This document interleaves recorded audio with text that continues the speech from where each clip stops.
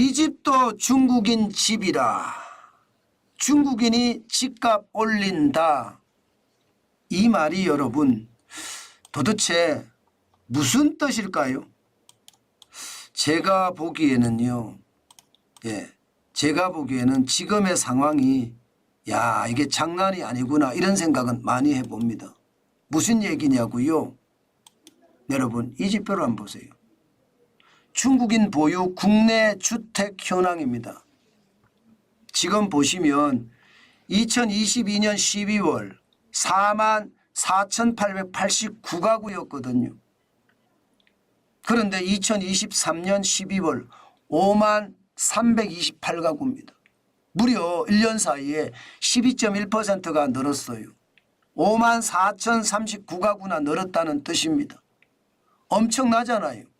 게다가 전체 외국인 보유주택 중에 중국인 비율은 무려 말입니다.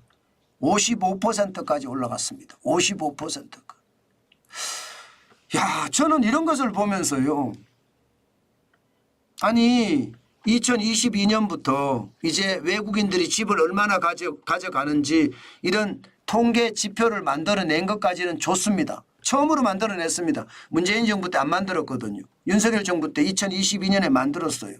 그런데 왜 대책은 안 나오죠? 아니 우리 중국에 가서 아파트 살 수 있나요? 사봤자 껍데기잖아. 위만 사잖아요. 땅은 못 사잖아요. 우린 땅 지분까지 사야 되거든요. 단독주택 살 수 있나요? 아니 껍데기만 삽니다. 건물만. 상호주의 원칙이 적용이 돼야 되는데 왜 상호주의 원칙이 적용이 안 되는 거죠? 왜 중국인들이 와서 우리나라에 이렇게 아파트를 사고 단독주택을 사게 놔두는 거죠? 그것도 말입니다. 외국인 전체 비중의 55%까지 왜 놔두냐고요. 5328가구를 지금 외국인들이 소유해야 되냐고요. 중국인이. 저는 이것이 말입니다. 집값을 올리는 원인이 된다고 생각을 합니다. 원인이. 지금 중국인들이 뉴질랜드 가서 땅값 올리고 오스트리아에 가서 땅값 올리고 오스트레일리아죠. 호주. 캐나다 밴쿠버에 가서 땅값 올리고 이미 다 알고 있는 이야기들이에요. 지금 이들이 말입니다. 이렇게까지 중국인들이 한국에서 집을 사잖아요. 그러면 집값이 올라가는 것은 저는 당연하다고 봅니다. 당연하다고 봐요. 왜 그런지 아세요? 중국인들은요. 지금 한국 시장에 와서요. 자기 시장에 어려운 거 야 중국에 계속 있으면 안 되겠는데 내가 잘못하면 다 망하게 생겼어. 한국 가서 아파트 사놔야지. 이렇게 생각한다는 뜻. 저는 그렇게 보는 겁니다. 아니 우리는 중국에 가서 제대로 못하면서 그들은 우리한테 와서 할 짓을 다 한다. 문재인 정부 때도 이랬는데 윤석열 정부 때도 이렇다. 그럼 우리는 도대체 뭘 하고 있는 건지 모르겠어요. 답답하잖아요. 실제로 말입니다. 집값을 올린다는 이야기 저는 틀리다고 생각하지 않습니다. 이들이 집값을 올린다는 이야기. 제가 지표를 하나 더 보여드리면 여러분들 중국인들이 진짜 집값을 올린다는 이야기가 틀린 말이 아니라는 뜻 저는 해석이 될 거라고 봅니다. 물론 뭐 중국인들이 몇 개 안 사는데 뭘 걱정이냐 이렇게 이야기하지만요. 그들은 집을 안 깎습니다. 한국 사람 집을 살 때는 계속 끝까지 깎아요. 그런데 경기도에 38.4%를 지금 사고 있거든요. 서울에도 28.4%, 인천에도 9.8%. 전체적으로 말입니다. 외국인들이 경기도와 서울을 사잖아요. 특히 서울을 많이 사잖아요. 저는 이것이 집값을 올리는 근간이 된다고 저는 보는 겁니다. 그래서 제가 충격적이라고 보는 거예요. 중국인들이 집을 사면 살 때까지 그만큼 많이 상황이 열악화된다는 거.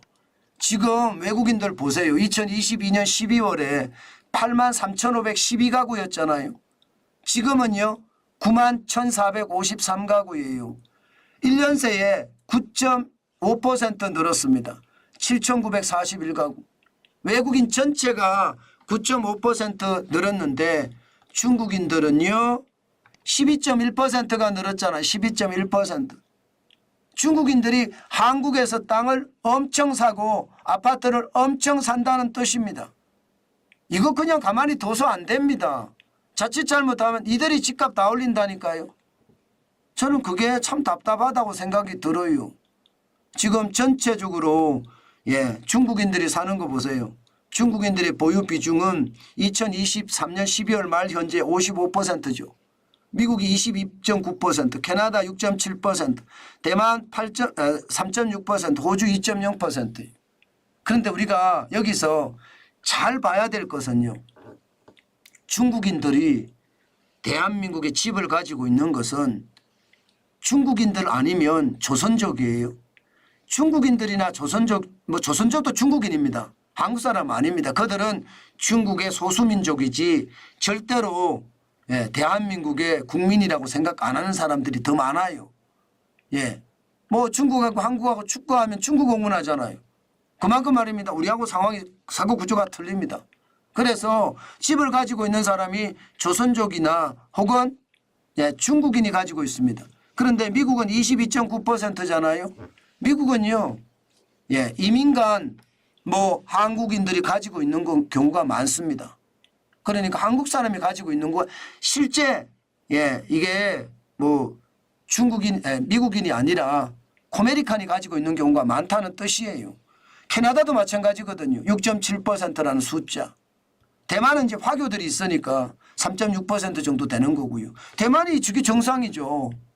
대만이. 호주는 2.0%. 여기도 실제로 한국계 호주인들이 사는 경우가 많습니다. 그런데 중국은 보세요. 심각하지 않으세요? 저는 중국인들이 저렇게 사재 끼면 당연히 집값 올라간다고 봅니다. 요즘 서울에 집값 올라가는 거 10주 연속 올라가고 있잖아요. 서울 아파트 매매가 변동률을 보면. 이런 것들이 거기에 영향을 미쳤지 않을까요? 수도권도 계속 올라가잖아요. 지금 2024년 4월 8일에 0.01이 올라가기 시작하더니 계속 올라가고 있습니다. 수도권도. 자기 나라는 지금 부동산이 엉망이거든요. 중국은 부동산 값이 폭락하고 떨어지고 경제 침체의 원인이 되고 있기도 하거든요. 이런 상태인데 자기 나라에서 부동산 사는 게 좋지 우리나라에 와 산다? 웃기는 거죠. 저는 이것이 결국 말입니다. 중국인들이 중국 땅에서 아파트를 샀을 때 그 위험을 떠안는 것보다가 그 돈을 가지고 한국에 와서 강남의 아파트 한 채를 사는 것이 훨씬 이익이다. 이렇게 생각한다는 뜻입니다. 문제는 그 와중에 중국 돈이 들어와서 서울 강남의 아파트들을 줄줄이 산다? 이것은요. 집값을 올리는 원인이 되기도 합니다. 오죽했으면 이 집이 중국인 집 이렇게 이야기했을까요? 게다가 한국 땅에서 중국인 주인 집에 전세를 사는 그런 최악의 불상사도 저는 벌어질 거라고 봅니다. 그만큼 말입니다. 중국인들이 몰려와서 아파트를 사고 또 단독주택을 사는 것 저는 상호주의 원칙 하에서 반드시 제어해야 됩니다. 이대로 가만히 두면 진짜로 최악의 상황 경험할 겁니다. 두고 보십시오. 이런 작은 지표 하나들이요. 결국은 큰 상황을 만들어내 왔잖아요. 아마 이번에도 그런 큰 상황이 만들어질 가능성 저는 굉장히 많다고 생각합니다. 게다가 역차별까지 있잖아요. 역차별까지. 우리는 대출 받으려고 그러면 집 두 채째는 대출받기가 쉽지 않아요. 그런데 중국인들은 가족마다 다 대출받을 수 있잖아요. 그런 역차별까지도 있는 상황에서 지금 우리가 도대체 어떤 주택 정책을 써야 되는지 알 것 같은데 못하고 있다는 사실이 참 안타깝네요. 분명한 것은요. 중국인들이 지금 집값을 올리고 있다. 저는 그 사실은 분명하다. 이렇게 여러분에게 말씀드리겠습니다.